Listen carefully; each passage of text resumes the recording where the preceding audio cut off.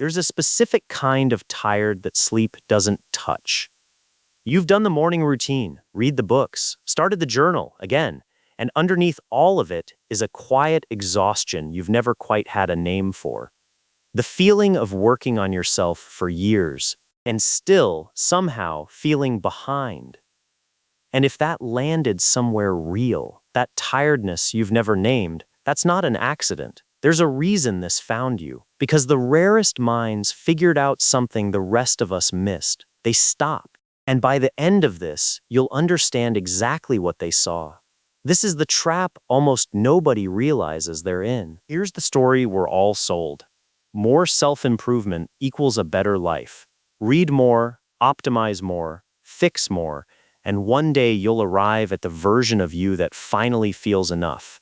But notice something, that finish line never actually arrives. The moment you reach one level, a new gap appears. There's always one more habit, one more flaw, one more version of you to chase. That's not a bug in self-improvement culture. It's the design. An industry built on you arriving would have nothing left to sell. And the people most vulnerable to that loop aren't the lazy ones. They're the sharpest ones. Let me tell you about Marcus.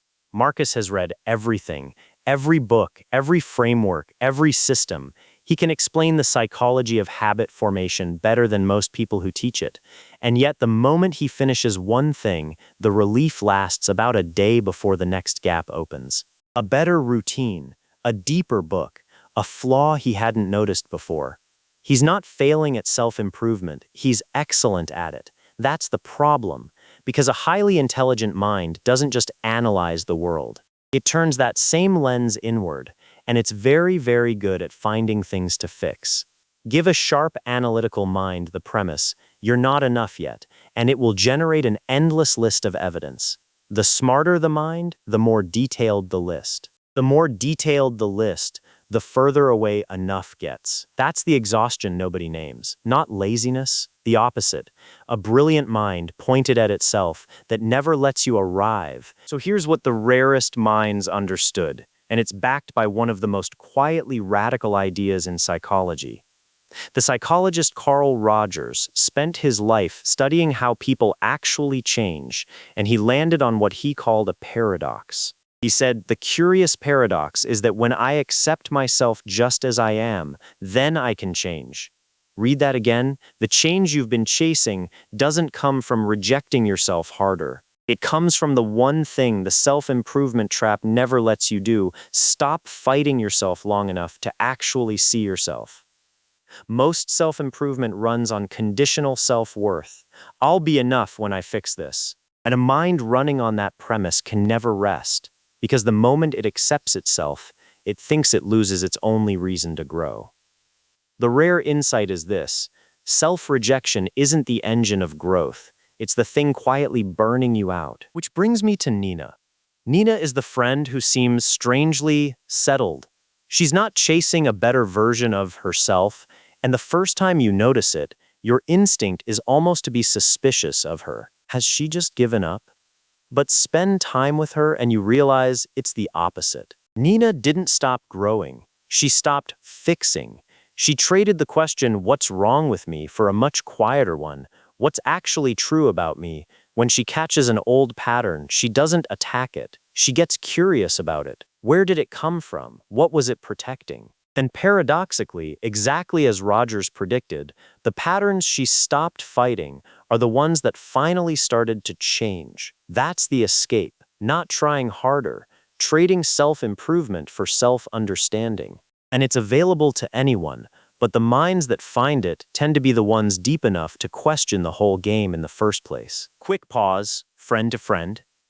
If you've felt that exhaustion and some part of you just exhaled a little, this channel is built for the way your mind works. Not to give you one more thing to fix, just to keep putting words to the things you've felt for years and never named. If that's landing, subscribe, quietly, for yourself, so the next one finds you when you need it. Because there's an honest catch to all of this, and I'm not going to skip it. Here's the honest part. Because stop trying to fix yourself can quietly curdle into something it was never meant to be. There's a real difference between acceptance and avoidance. Real acceptance sees a pattern clearly and chooses with open eyes how to carry it. Avoidance uses the language of acceptance to dodge something that actually needs to change. That's just how I am can be hard-won peace. It can also be a door quietly closing.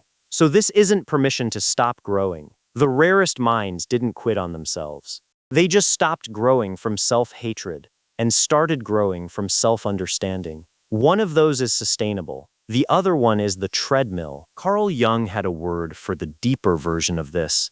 Not self-improvement, individuation, the lifelong process of becoming who you actually are, instead of who you think you should be.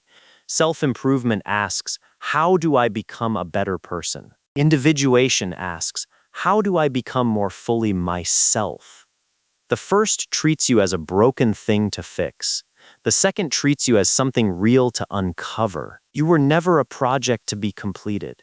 You were always a person to be understood. And the moment that lands, the exhaustion finally has somewhere to set itself down. So before you go, one honest line in the comments. What's one thing about yourself you've spent years trying to fix, that you're starting to think you were only ever meant to understand?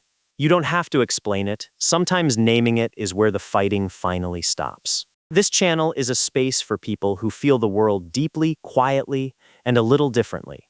If that's you, subscribe and stay a while. There's a lot here that's going to put words to things you've never quite been able to explain. And if you want to understand where minds like this go, to do that quiet work, why they need solitude more than almost anyone, and what happens in the brain when they're finally alone, start with this one. It's where the whole picture begins. I'll see you there.